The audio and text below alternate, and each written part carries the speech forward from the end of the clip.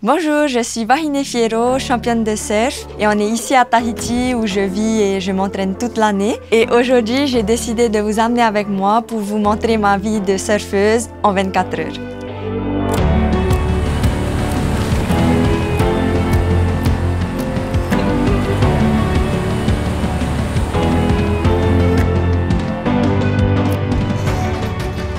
Du coup, il est 7 h du matin. Pour les Jeux Olympiques, ma routine n'a pas trop changé parce que ça fait déjà plusieurs années que j'essaie de mettre en place une routine presque parfaite pour pouvoir être au mieux et mentalement très claire aussi. Je pense qu'être à Tahiti, c'est le paradis au niveau alimentaire parce qu'on a tous nos fruits sont cueillis de nous-mêmes, le poisson qui est pêché de nous-mêmes aussi, donc tout vient de la terre ou de la mer et c'est là à 2 minutes. Donc j'aime bien commencer ma journée avec de l'eau chaude citron et des fruits. Il est composé ce matin de mangue et d'abio. Tous les matins, je commence avec ça pour bien démarrer ma journée avec plein d'énergie. Cette variété de mangue s'appelle Mamaru'o et c'est ma variété préférée parce qu'elle est hyper sucrée, pas trop molle et pas trop dure entre les deux.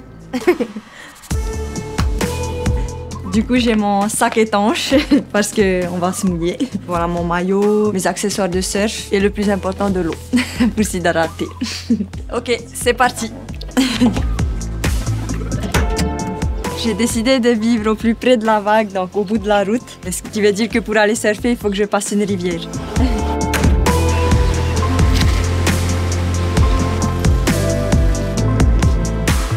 Donc Teahupo'o, c'est une vague de récif, donc je vous embarque avec moi en bateau. Ça va, Laska? Hey, ça va?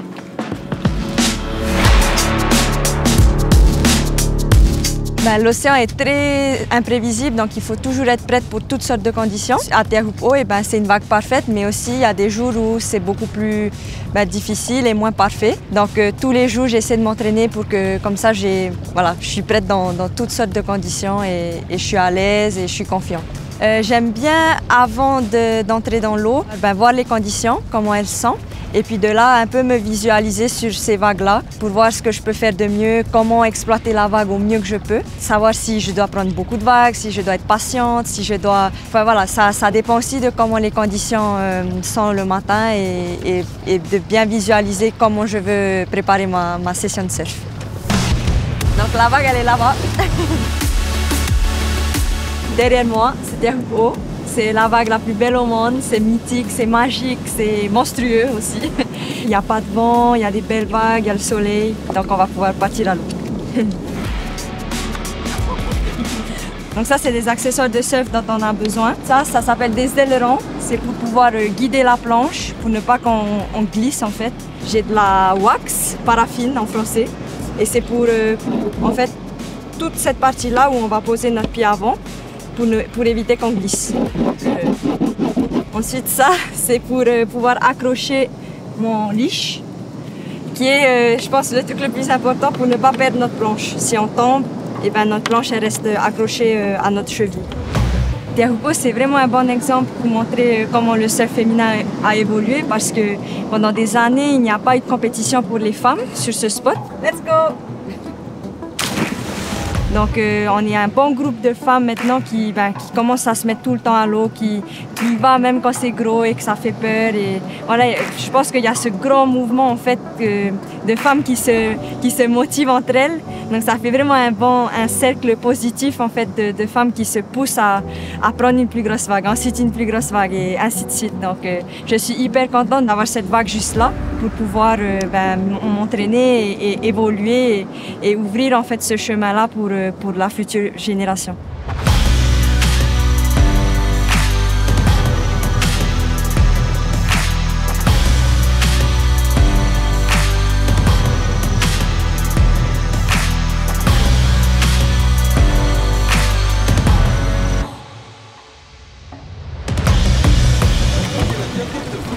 Les vagues, elles étaient incroyables et là, on va aller dans le lagon, sous l'eau, pour la deuxième partie de mon entraînement.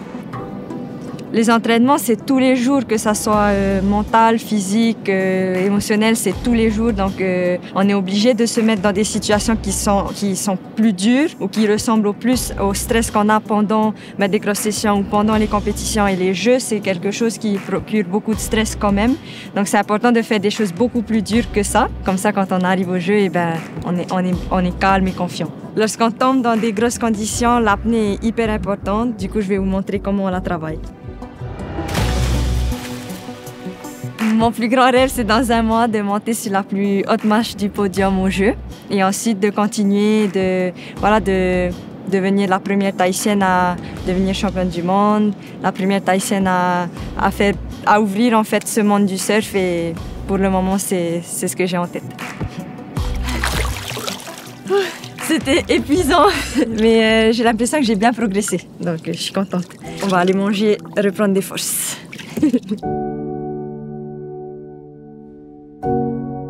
On est de retour à la maison et je vais vous préparer mon déjeuner préféré, un plat local qui s'appelle le poisson cru au lait de coco. Tomates, concombres, carottes, oignons. Le poisson cru, c'est on dirait un arc-en-ciel, il y a plein de couleurs. Du orange, du rouge, du vert.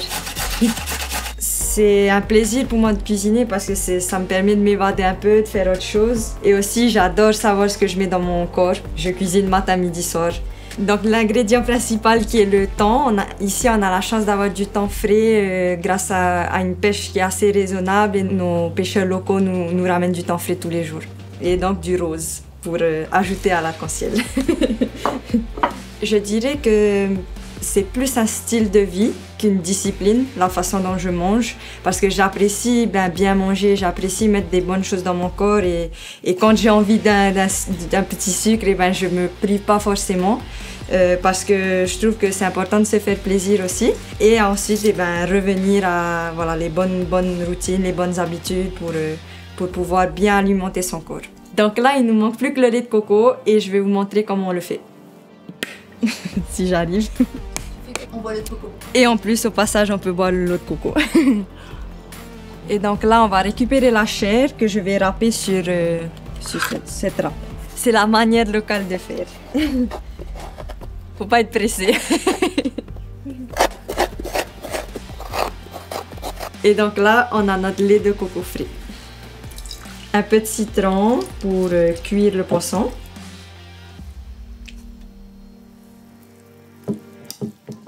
Et voilà. Et avec du taro, c'est délicieux. C'est tellement bizarre de filmer en mangeant.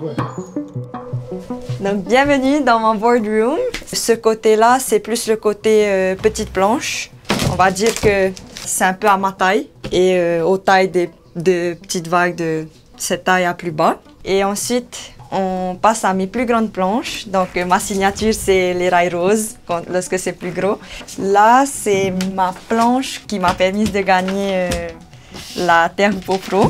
Les côtes de la planche sont écrites à l'arrière, ici, avec le modèle de ma planche qui s'appelle Happy Tahitian.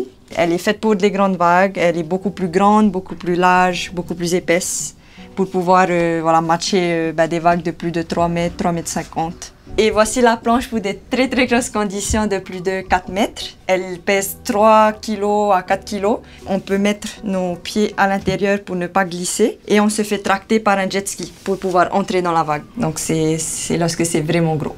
Je sais pas si j'ai bien expliqué, je l'ai utilisé qu'une fois. Ouais, j'aime bien venir sur cet endroit parce que c'est un peu plus retiré. C'est pas trop loin de Teahupo'o aussi. Et ça me permet de voir quelque chose de différent, respirer un air frais de la montagne et juste penser à autre chose que l'océan. Depuis quelques années, je m'investis avec une organisation de préservation des coraux. J'essaie de faire attention par rapport à la crème solaire que j'utilise. La préservation de l'environnement pour moi est importante. Donc là, on fait face à l'isthme de Tahiti qui est là. C'est 2 îles qui sont rattachées par ce qu'on voit là. Avoir des sensations fortes dans mon quotidien, ça fait partie de ma vie. Et aussi en même temps, ça me fait grandir, ça me fait apprendre, ça me fait repartir à zéro. Et en fait, j'ai l'impression d'avoir accepté toutes ces différentes émotions, ces sensations. Et c'est ce qui va me permettre en fait d'être le plus calme et la plus confiante pour quand les jeux arrivent. J'aime bien cette sensation-là de pouvoir m'épanouir à travers ce sport. Après une journée d'efforts intensifs comme celle-ci, j'ai décidé d'investir dans un appareil qui me permet d'éliminer les toxines, mon sauna, et suivi d'un bain de rivière par la suite. Pour finir ma journée, on est chez mon entraîneur pour une séance de yoga. Et aussi, c'est le camp de base pour l'équipe de France pendant les Jeux. Donc voilà, j'aime bien terminer ma journée avec ça. Le yoga, c'est une discipline que j'apprécie beaucoup parce que c'est beaucoup plus calme, mais ça demande les mêmes outils que dans le surf où il faut de la concentration, de l'alignement, de la connexion. Et puis en fait, ça permet de vaciller entre le surf et le yoga, mais de manière plus douce. J'aime beaucoup cette position, qui est la position du guerrier, parce que mentalement, j'aime bien cette attitude de guerrière. Et physiquement, ça me permet d'être basse et de me sentir à terre. Et c'est bien d'être comme ça sur une planche de surf aussi. Merci Vogue de m'avoir suivi tout au long de cette journée. J'ai adoré partager tous les petits secrets de mon île et j'espère que ça vous a plu et ça vous a donné envie de venir. À bientôt et je vais aller profiter du coucher de soleil avec ma famille. Nana!